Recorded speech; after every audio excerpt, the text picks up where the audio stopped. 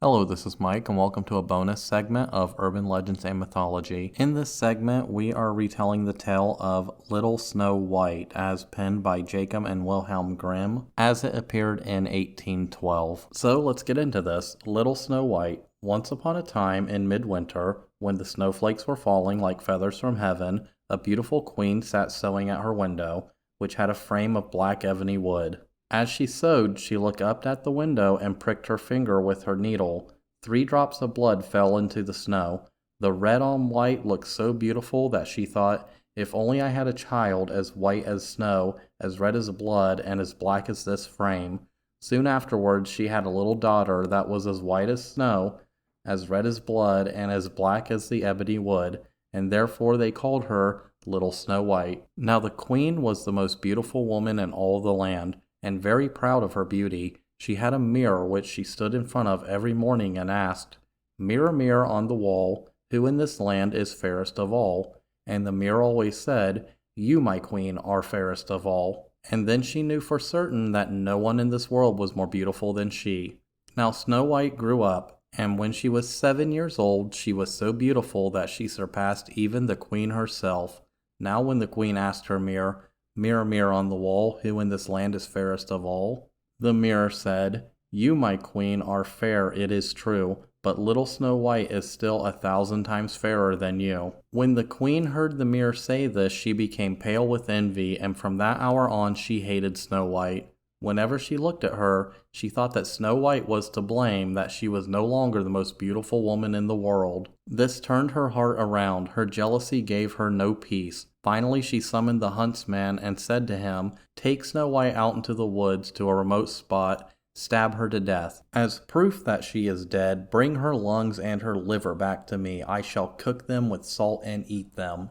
The huntsman took Snow White into the woods. When he took out his hunting knife to stab her, she began to cry and begged fervently that he might spare her life, promising to run away into the woods and never return. The huntsman took pity on her because she was so beautiful, and he thought, "The wild animals will soon devour her anyway. I am glad I don't have to kill her." Just then a young boar came running by. He killed it, cut out its lungs and liver, and took them back to the queen as proof of Snow White's death. She cooked them with salt and ate them, supposing that she had eaten Snow White's lungs and liver. Snow White was now all alone in the great forest. She was terribly afraid and began to run.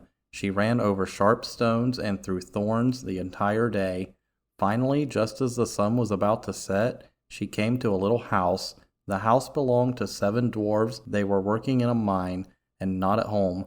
Snow White went inside and found everything to be small but neat and orderly. There was a little table with 7 little plates, 7 little spoons, 7 little knives and forks, 7 little mugs, and against the wall there were 7 little beds, all freshly made. Snow White was hungry and thirsty, so she ate a few vegetables and a little bread from each little plate, and from each little glass she drank a drop of wine. Because she was so tired, she wanted to lie down and go to sleep. She tried each of the 7 little beds, one after the other, but none of them felt right until she came to the 7th one, and she lay down in it and fell asleep. When the night came, the 7 dwarfs returned home from the work. They lit their 7 little candles and saw that someone had been in their house.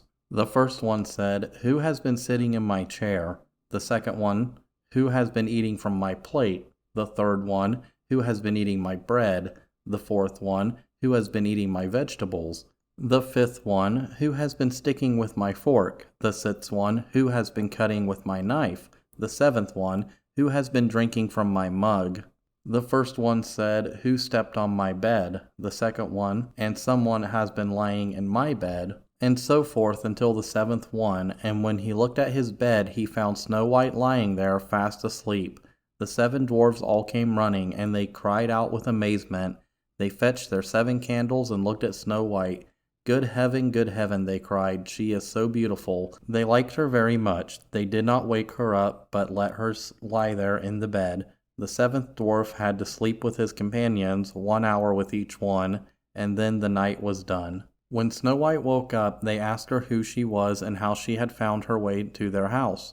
She told them how her mother had tried to kill her, how the huntsman had spared her life, how she had run the entire day finally coming to their house. The dwarves pitied her and said, "If you will keep house for us, and cook, sew, make beds, wash and knit, and keep everything clean and orderly, then you can stay here, and you will have everything that you want. We come home in the evening, and supper must be ready by then, but we spend the days digging for gold in the mines. You will be alone then. Watch out for the queen and do not let anyone in." The queen thought she was again the most beautiful woman in the land, and the next morning she stepped before the mirror and asked, "Mirror, mirror on the wall, who in this land is fairest of all?" The mirror answered once again, "You, my queen, are fair, it's true, but little Snow White beyond the 7 mountains is 1,000 times fairer than you." It startled the queen to hear this, and she knew that she had been deceived, that the huntsmen had not killed Snow White, because only the 7 dwarfs lived in the 7 mountains. She knew at once they must have rescued her. She began to plan immediately how she might kill her, because she would have no peace until the mirror once again said that she was the most beautiful woman in the land. At last she thought of something to do. She disguised herself as an old peddler woman and colored her face so that no one would recognize her, and went to the dwarf's house. Knocking on the door, she called out, open up, I am the old peddler woman with good wares for sale." Snow White peered out of the window. "What do you have?" "Bodice laces, dear child," said the old woman, and held one up. It was braided from yellow, red, and blue silk. "Would you like this one?" "Oh yes," said Snow White, thinking, "I can let the old woman come in, she means well." She unbolted the door and bargained for the bodice laces. "You are not laced up properly," said the old woman. "Come here, I'll do it better." Snow White stood before her, and she took hold of the laces and pulled them so tight that Snow White could not breathe, and she fell down as if she were dead. Then the old woman was satisfied, and she went away. Nightfall soon came, and the 7 dwarfs returned home. They were horrified to find their dear Snow White lying on the ground as if she were dead. They lifted her up and saw that she was laced up too tightly. They cut the bodice laces in 2, and then she could breathe, and she came back to life. "It must have been the queen who tried to kill you," they said. "Take care and do not let anyone in again." The queen asked her mirror, "Mirror, mirror on the wall, who in this land is fairest of all?" The mirror answered once again, "You, my queen, are fair, it is true, but little Snow White with the 7 dwarfs is 1,000 times fairer than you." She was so horrified that the blood all ran to her heart, because she knew that Snow White had come back to life. Then for an entire day and night she planned how she might catch her. She made a poisoned comb, disguised herself differently, and went out again. She knocked on the door, but Snow White called out, "I am not allowed to let anyone in." Then she pulled out the comb, and when Snow White saw how it glistened and noted that the woman was a complete stranger, she opened the door and bought the comb from her. "Come, let me comb your hair," said the peddler woman. She had barely stuck the comb into Snow White's hair before the girl fell down and was dead. "That will keep you lying there," said the queen, and she went home with a light heart. The dwarfs came home just in time. They saw what had happened and pulled the poisoned comb from her hair. Snow White opened her eyes and came back to life. She promised the dwarves not to let anyone in again. The queen stepped before her mirror. "Mirror, mirror on the wall, who in this land is fairest of all?" The mirror answered, "You, my queen, are fair, it is true, but little Snow White with the 7 dwarfs is 1,000 times fairer than you." When the queen heard this, she shook and trembled with anger. "Snow White will die if it costs me my life." Then she went into her most secret room. No one else was allowed inside, and she made a poisoned apple. From the outside it was red and beautiful, and anyone who saw it would want it.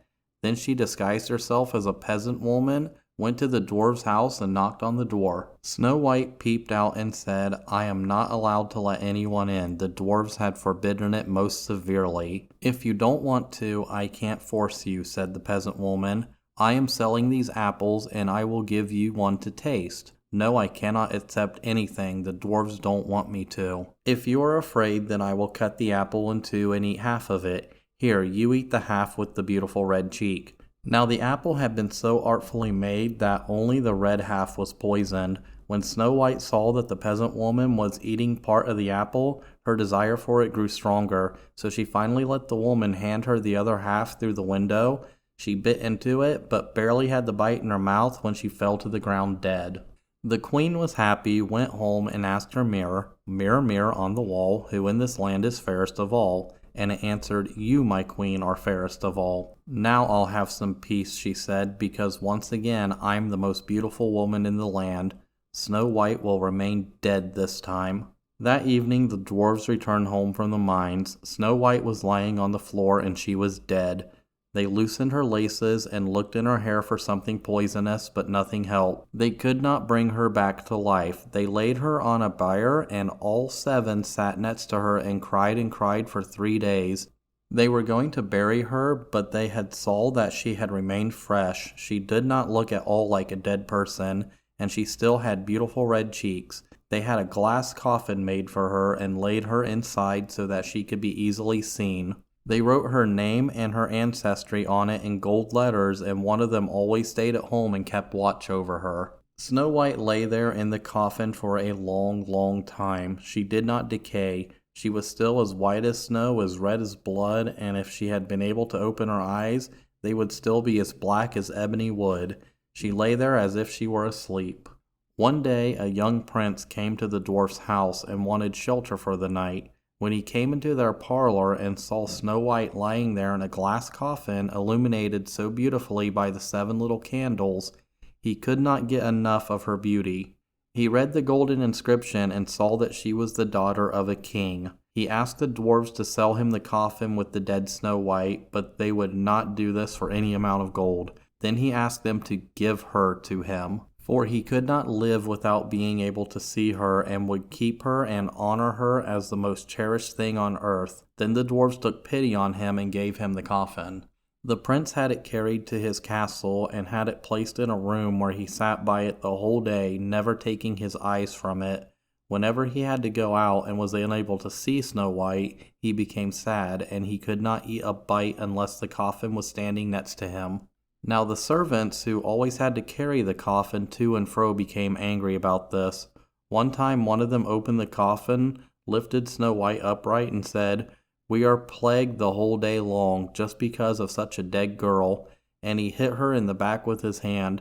Then the terrible piece of apple that she had bitten off came out of her throat, and Snow White came back to life. She walked up to the prince, who was beside himself with joy to see his beloved Snow White alive. They sat down together at the table and ate with joy. Their wedding was set for the next day, and Snow White's godless mother was invited as well. That morning she stepped before the mirror and said, "Mirror, mirror on the wall, who in this land is fairest of all?" The mirror answered, "You, my queen, are fair, it is true, but the young queen is 1,000 times fairer than you." She was horrified to hear this, and so overtaken with fear that she could not say anything. Still, her jealousy drove her to go to the wedding and see the young queen. When she arrived, she saw that it was Snow White. Then they put a pair of iron shoes into the fire until they glowed, and she had to put them on and dance in them. Her feet were terribly burned, and she could not stop until she had danced herself to death. And it literally just ends there. Once again, this is Mike, and I hope you enjoyed this little bonus segment of Urban Legends and Mythology.